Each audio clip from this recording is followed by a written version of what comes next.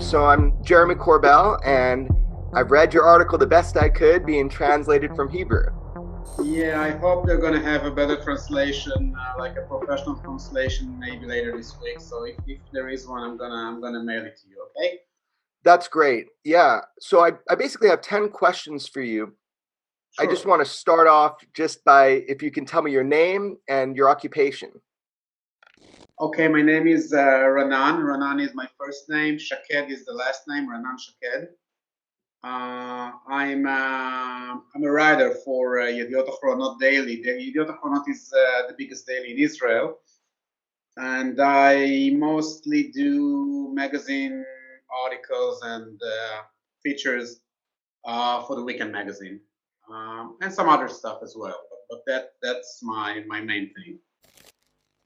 You recently did an article with Professor Haim Eshed, and your Right. story broke the internet. I mean, it received global exposure. Excerpts of your story, have been featured on CNN, NBC, Fox News, Forbes magazine, Vice, and even TMZ.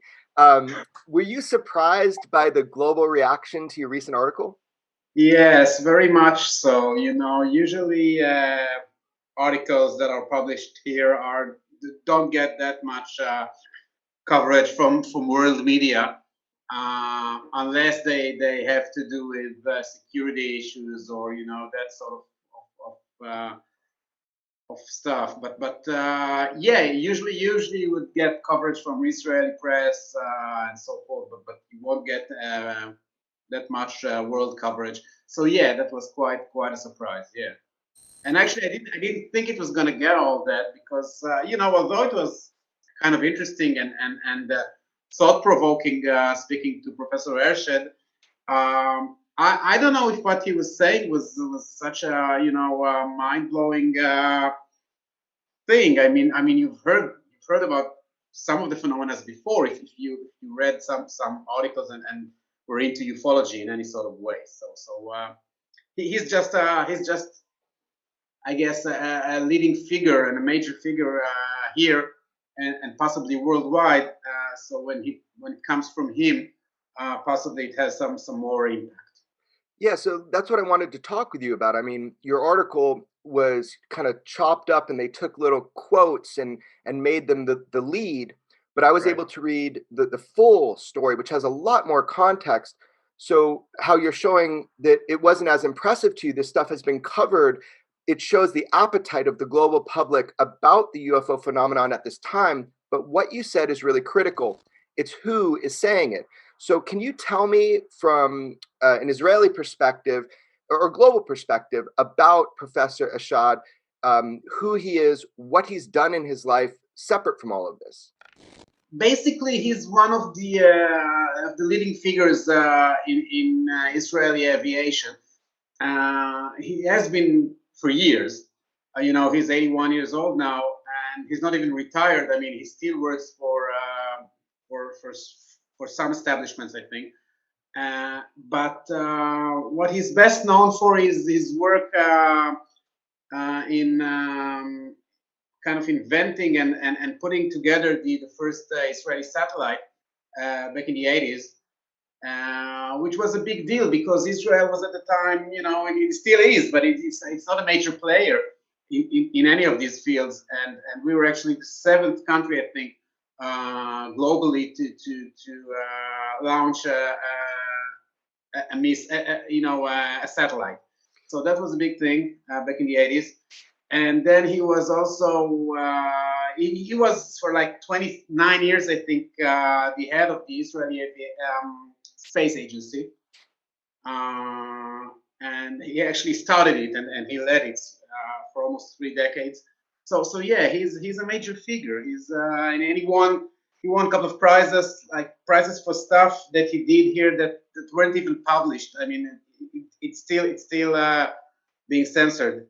I mean, you can know, it was published that he won the awards, but they couldn't publish what it was for, like national security type of thing. So yeah, he's very he's a senior character.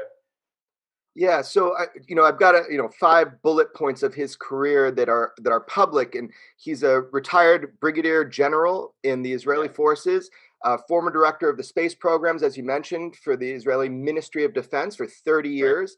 He was an officer in the Israeli military intelligence, and he served in a very secret unit, Unit 81, serving the defense forces. Throughout his career, as you mentioned, he received the Israel Defense Prize 3 times. The nature of which is classified, why he won that prize, and a couple other things. I mean, he's also a professor at the Asher Space Research Institute, holds a bachelor's degree in electronics and engineering, a master's degree, a doctorate in aeronautical engineering. He's been described in your media as the father of the Israeli satellite program. So by all means, this gentleman is credible when it comes to space and space aviation. So did you find him credible as a human being, sitting in that room with him or interviewing him? Did you find him credible? Yeah, very much so.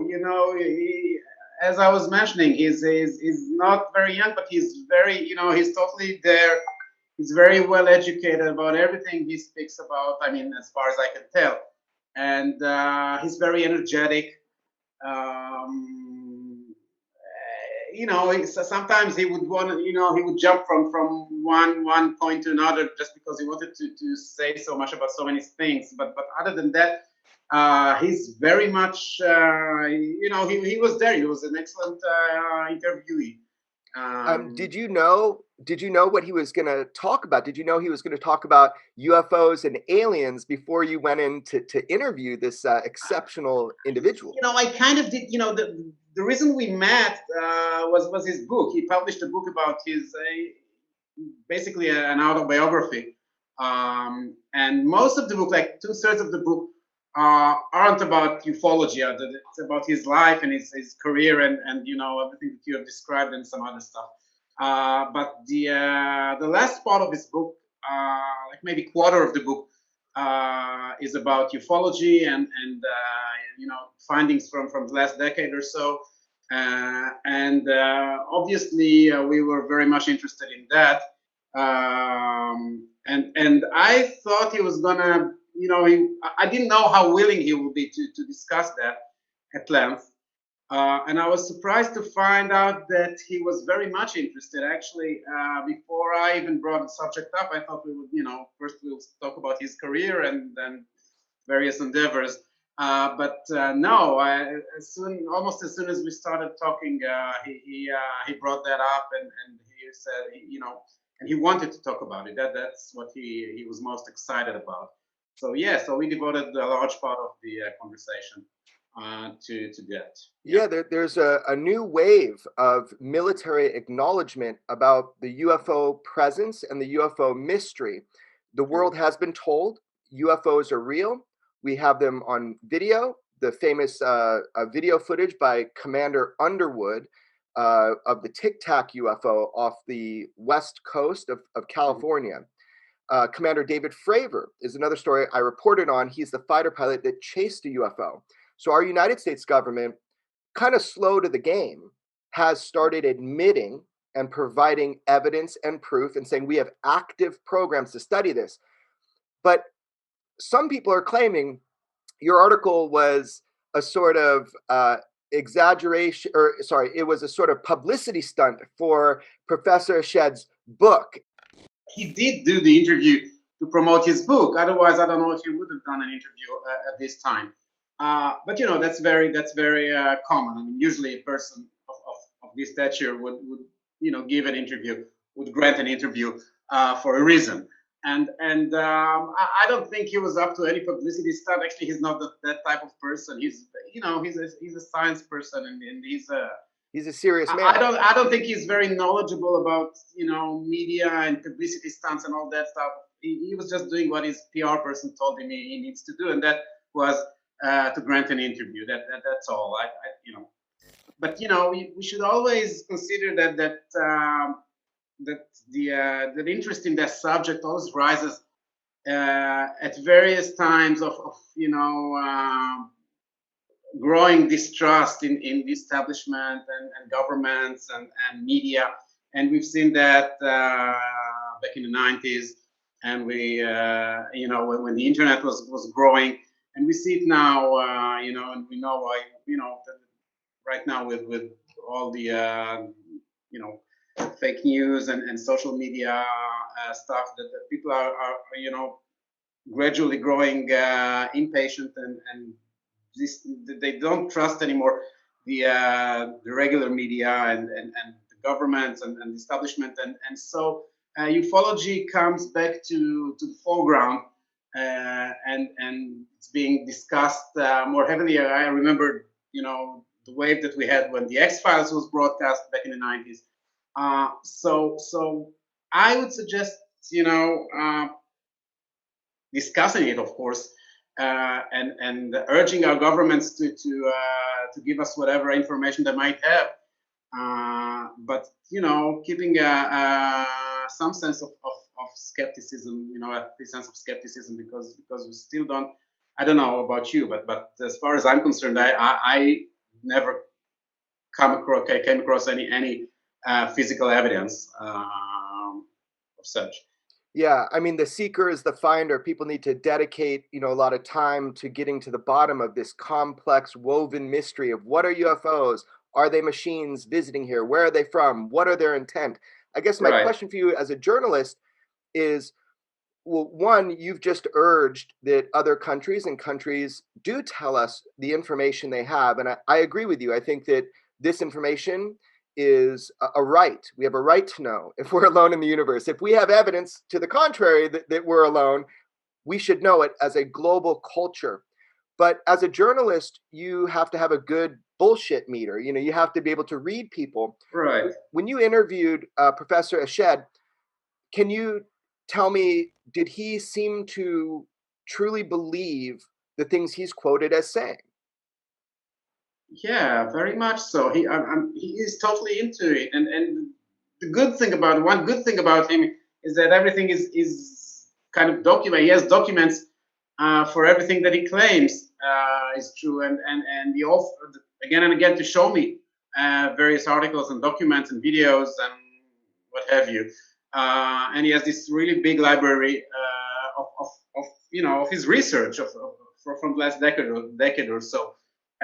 So he's truly, I got the impression that he was very much convinced himself, and not only that he is also convinced that he has the evidence. And he kept saying that the mainstream academy will not cooperate on that, and that he wasn't able to get their cooperation or consent. But still, he said that at this point in his career, he earned his whatever his awards or his credentials, and he doesn't need to be that cautious anymore, and that's why he wants to come out with it. Right. He spoke about a lot of things that I've reported on, and scientists and people within the military that I've interviewed for my movies and for my social media. For example, he mentioned Robert Bigelow. He mentioned the NIDS, National Institute of Discovery Science organization that studied Skinwalker Ranch. He mentions the Bigelow Advanced Aerospace Space Studies, maybe not by name, but that was the Defense Intelligence Agency group working under OSAP that did these experiments. So I know the scientific community has had an allergy to looking at the evidence, and it's a big shame. Well, he also mentioned the thing in Hawaii, the Oumuamua. I don't know if I pronounced it right. The deep space, I guess you'd call asteroid. And Professor Lade from Harvard, who was quoted saying that it was a UFO. And he was also talking about stuff we already heard about, like the various American presidents that have said before that they had close contacts or Eisenhower signing an agreement with UFOs to have their base in Nevada. So yeah, he was talking about all of this. Yeah, I mean, I guess the question that people want to know is someone of that military stature, that political stature, is he speaking from what he has read and deduced, or is he speaking from personal experience where he's engaged other scientists?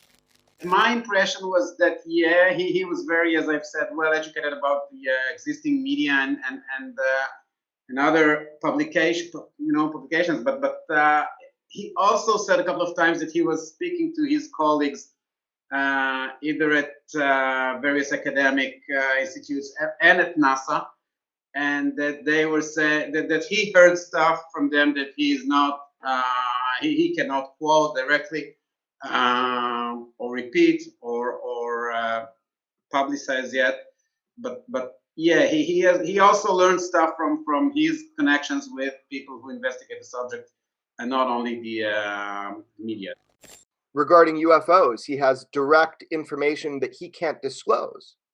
Yeah, that's what he was saying. Yeah. Fascinating. So, because your article, it a bombshell across the world, and it was kind of parsed into these little quotes. The parts that made it in the translation, I got this translation right off of your paper's official Facebook page.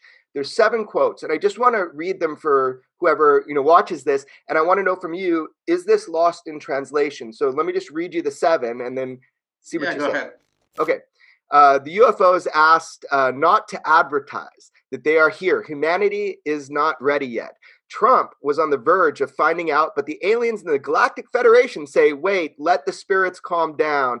They don't want us to have mass hysteria. They want to make us sane and understanding first. They waited until today for humanity to evolve and reach a stage where we will understand what space and spaceships are. He said there is an agreement between the US government and the aliens. He said they signed a contract with us to experiment here. They are also investigating and trying to understand the rule of the universe, and they want us as helpers. There's a ground base on Mars, and that's where the representatives and our American astronauts are too. And he said, if I came up with what I was saying 5 years ago today, I would have been hospitalized. But every place that until today I went to the academy with this, they said the guy has lost his mind. Today, we are already talking differently. I have nothing to lose. I received my degrees and awards. Did he say those things to you, or is that lost in translation? Oh yeah, no. He said all of these things. All of these are really you're quoting from various snippets from the interview. But yeah, he said all of these things. Maybe with the exception of the agreement between the U.S. government and the UFOs.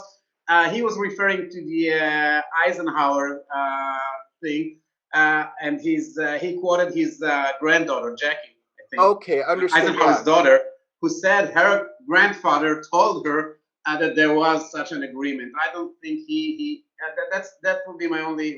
I mean, exception. this is why he was quoting her, and all the other stuff that you've quoted was right on the nose. Yeah, it was that's basically what he was saying.